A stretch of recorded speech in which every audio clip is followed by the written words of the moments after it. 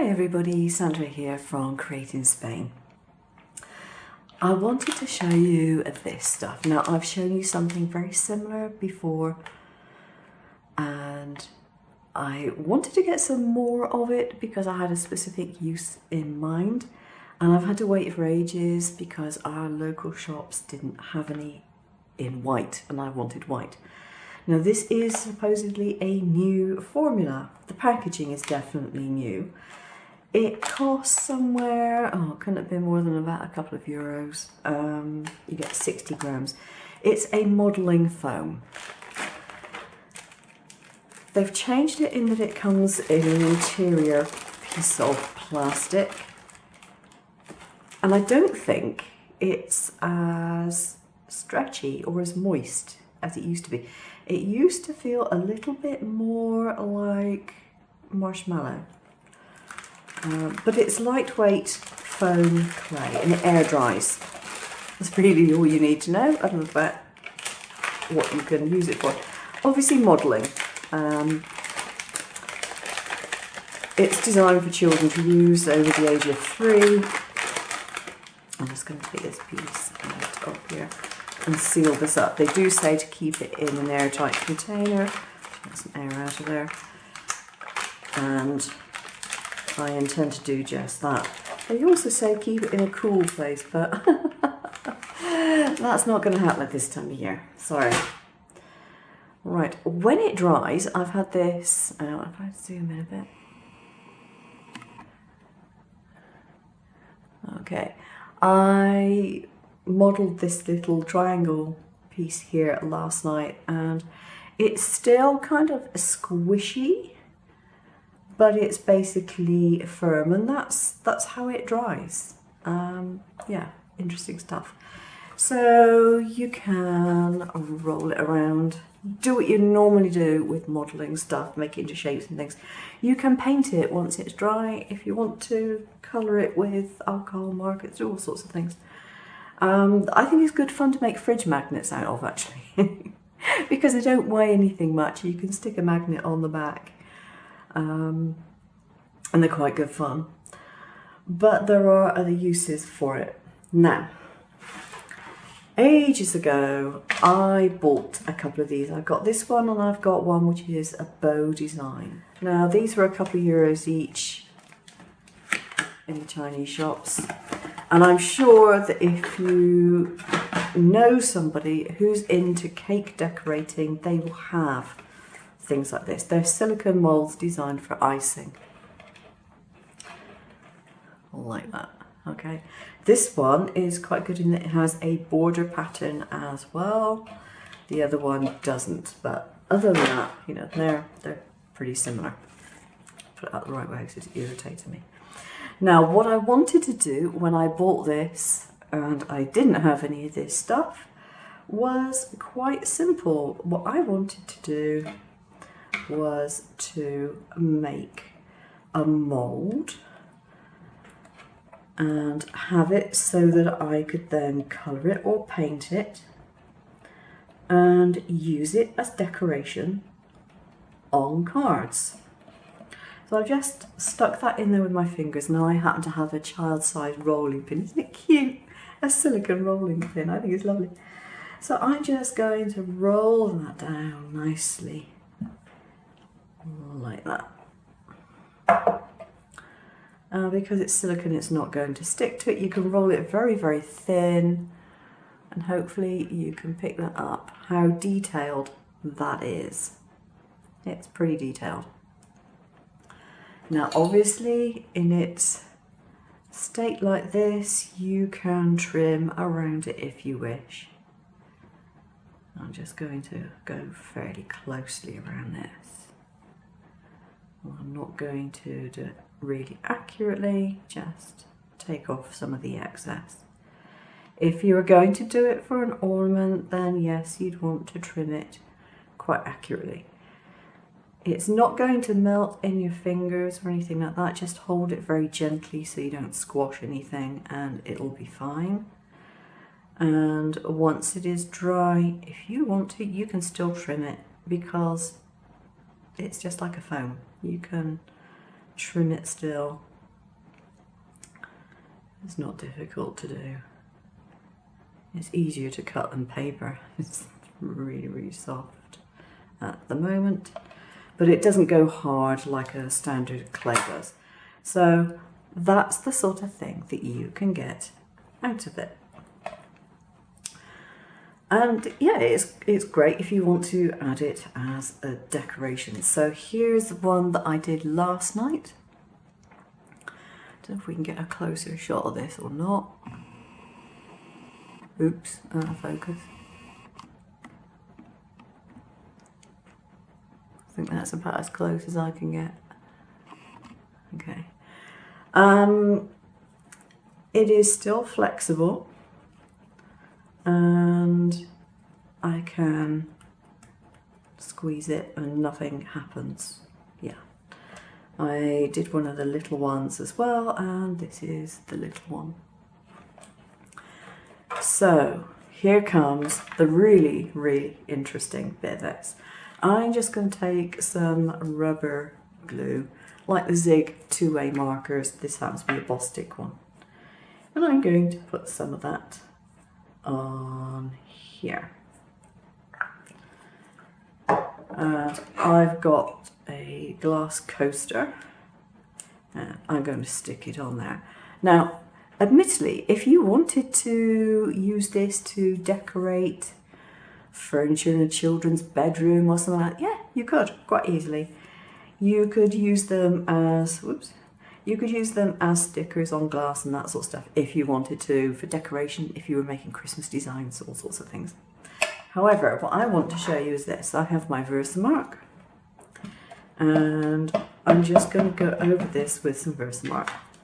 This is going to form a barrier between that and what else I want to put on it. I've got some of my standard ink here, my dewdrops. That glue's not sticking on there. It stuck on the other one earlier, but not on this one at the moment. And because that's not sticking on there at the moment for whatever reason, I'm just going to press this onto here instead of turning it over the other way and it coming off. Just do it that way, and you'll have a perfect stamp. Okay, now let's put this on here properly. Let's get it stuck.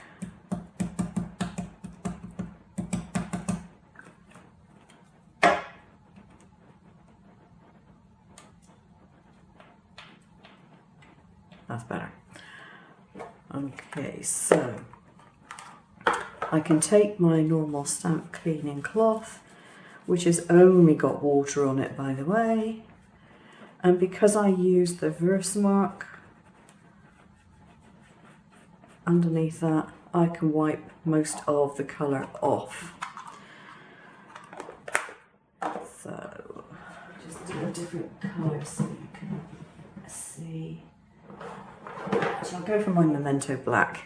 This is my standard test for doing my normal stamps. So my Memento Black, and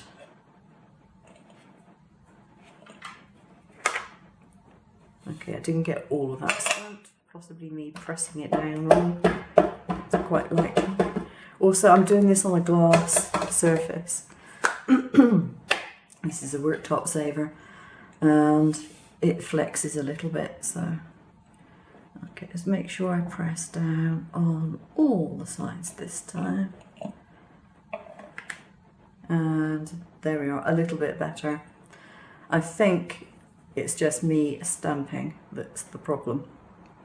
There's nothing wrong with the actual stamp, it's picked up all the ink, but, and you can see that it's done it there. That will give you a decent stamp. So if you happen to have a friend who is into cake decorating, what I suggest is you get your hands on something like this and you borrow a load of their molds, because it's not going to do their molds any harm. You can wash them afterwards. This stuff is non-toxic anyway. So yeah, you can make all sorts of stamps. Now, if you don't actually want to use it as a stamp, there's no reason at all why you can't get something like a cocktail stick and put in some paints and things and colour it in and do what you want to do with it that way. You could also gloss it over with something. I suspect, I haven't tried it yet, but I would imagine that if you were to put a gloss medium over it, then you could get a nice glossy artifact to put on whatever you want to put on it. But I actually think that would look really quite nice on a card, and so I might well make a few of these and decorate a card with it. The great thing about it is that it doesn't add a lot of weight to whatever you're putting it on, because these just don't weigh anything. You know, it's really, really light. And you can roll it very thinly without it breaking, so you don't have to have a really thick, bulky card either. So, yeah, I think that's worked out quite well. I'm quite pleased. I'm sure that that stamp is going to work properly. There we go. I think it's probably just me not pressing it. So I'm sat down doing it. Normally if I am stamping without the aid of a stamping platform, I will usually be stood up stamping. But I think that's pretty good for an image, and this stuff being as cheap as it is, I think it definitely has some interesting uses. I would really like to know what you think that you could do with it. I have some other ideas for it now that I've got another packet, but I would love to see what you come up with. So right, I've got a background stencil here that I cut out of a relatively cheap card. It's a construction card from Lidl or Aldi, one or the other. They get them from the same supplier. So I'm just going to see what happens if I take a slightly larger amount of this stuff, and first of all I'm just going to roll it into a bit of a sheet.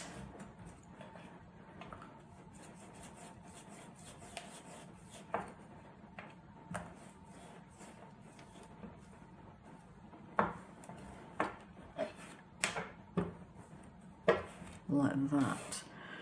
Then I'm going to place it over part of my stencil and roll it over. I've not tried doing this before, so it'll be interesting to see what happens. And I'm just trying to apply an even pressure.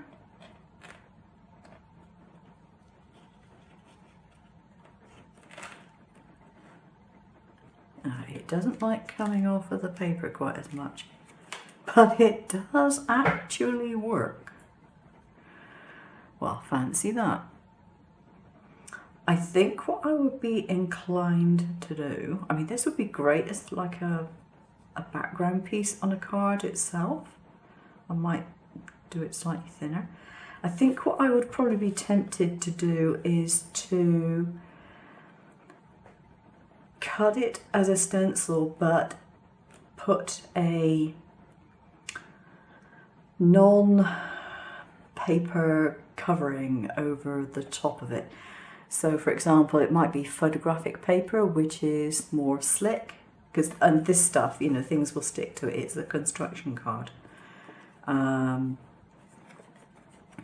it might well have had, it probably had adhesive on the back. Okay, I'm going to screw this up. By the way, if it dries out while you're working with it, you're supposed to be able to just spritz it with some water and re-moisten it. Just so you know. I'm going to see what happens if I just put this on here and go for it from the get-go. Just see what happens. I should probably have made the stencil stick to the glass worktop saver I've got underneath here, but I didn't. Okay, let's see if it comes off any easier. Oh no, it doesn't like coming off of that very much. This is a stencil that I cut, and it's very, very easy to cut. It's one of the foam-like children's table mats. Again, oops, relatively cheap to buy over here, certainly. And they cut really, really easily on a cutting machine. And if you have dies, you could cut this easily with a die. It's not hard stuff to cut, but it's quite interesting. So it's also plastic coated, so I don't think that this should stick to it.